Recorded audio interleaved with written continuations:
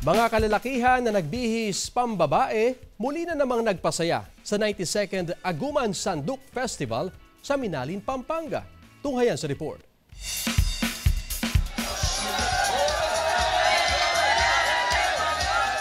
Sa make-up pa lang at sa ikli ng palda, di mo aakalaing mga brusko pala.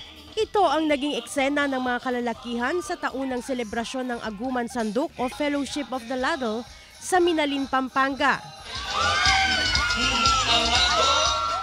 Ang mga lalaki mula sa iba't ibang barangay sa bayan muli na namang lumabas, nagbihis babae at nag-ingay sa mga kalsada para sa street dance competition.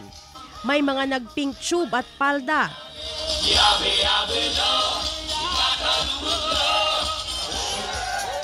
Mga lalaki na tila nang hirampa ng mga duster mula kina nanay at misis. Hindi rin nagpatalo ang iba na nag-wig pa.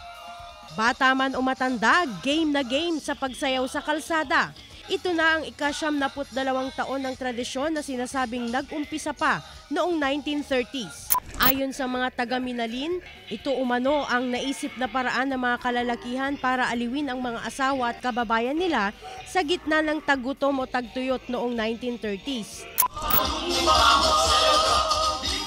Bukod sa street dance, nagkaroon din ng float parade kung saan tampok ang ipinagmamalaking produkto ng bawat barangay. May ilang bersyon din ang nagsasabi na ang mga lalaki ang nagluluto tuwing pista, kaya binansagang Reyna ning Sanduk, ang pinaka nakakatawang itsura sa kanila. Glam Kalikdan Dizon, One North Central Luzon.